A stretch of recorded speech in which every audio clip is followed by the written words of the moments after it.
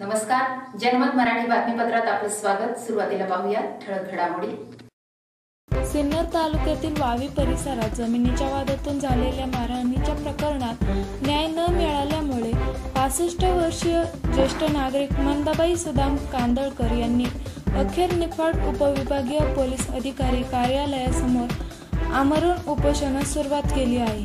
दिनांक 21 जून 2025 रोजी मंदाबाई कांदळकर यांचे पती सुदाम सकाराम कांदळकर आणि मुलगा मच्छिंद्र कांदळकर हे शेतात काम करत असताना शेजारच्या शेतकऱ्यांनी जमिनीच्या वादातून त्यांच्यावर हल्ला केला। या प्रकरणी वावी पोलीस ठाण्यात संजय विठ्ठल म्हस्के, वैभव संजय म्हस्के, निलेश संजय म्हस्के यांच्या विरोधात भारतीय दंड संहितेच्या कलम 118, 115, 352, 351 अन्वये गुन्हा दाखल करण्यात आला आहे। मात्र फिर्यादीचा आरोप आहे की गुन्हा नोंदवताना वावी पोलिसांनी फिर्यादींना विश्वासात न घेता त्यांचा जबाब तंतोतंत नोंदवला नाही।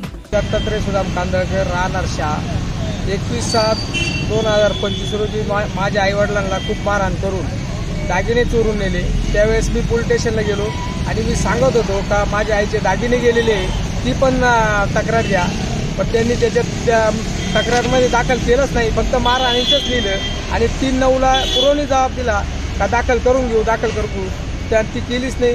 आता पुरवणी जबाब दिलेला आहे त्यानुसार एक तर गुन्हा दाखल करा किंवा ज्यांनी तक्रार दाखल केलेली 21/6ला त्या अधिकाऱ्यावर कर्मचाऱ्यावर कायदेशीर कारवाई करावी ही आमची मागणी। कोणत्या पोलीस स्टेशनची घटना आहे आणि कुठे झालेली घटना? वावी पोलीस स्टेशनची घटना आहे आणि शहा गावात झालेली। कोणी कोणी मारहाण केली तुम्हाला? आरोपी संजय विठ्ठल म्हस्के, निलेश विठ्ठल म्हस्के, संजय म्हस्के आणि वैभव संजय म्हस्के हे शहा गावचे, पण ते हल्ली मुक्काम कुंदेवाडीत राहतात। त्यांनी माझ्या आईला आणि आईवडिलांना खूप मारहाण करून सोन्याचे दागिने चोरून नेले। मी सांगत होतो ओढू माझी आई सांगत होती का आमचे दागिनेची तक्रार दाखल करा, पण त्यांनी त्यांच्या मनानेच दाखल केलेली। मग त्याच्यानंतर 3/9ला मला पुरवणी जबाब दिला, मग पुरवणी जबाब दिला, त्या मला उपोषण सोडायला लावलं, मग नंतर पुरवणी जबाब दिला माझा।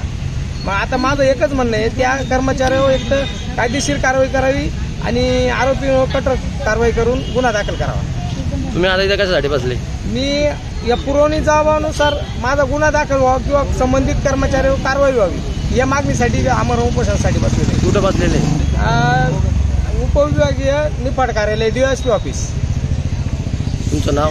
दत्तात्रय सुदाम कांदळकर। या पार्श्वभूमीवर कांदळकर कुटुंबाने वारंवार वावी पोलीस ठाण्यास चौकशी केली, परंतु समाधानकारक उत्तर न मिळाल्याने त्यांनी आत्मदहनाचा प्रयत्न केल्याची धक्कादायक घटना घडली। या घटनेनंतर वावी पोलिसांनी पुरवणी स्वरूपात एक लेखी पत्र दिले, परंतु त्यावरही कोणतीही कारवाई झाली नाही। अखेर न्याय मिळावा म्हणून मंदाबाई कांदळकर यांनी निफाड उपविभागीय पोलीस अधिकारी कार्यालयासमोर आमरण उपोषण सुरू केले आहे।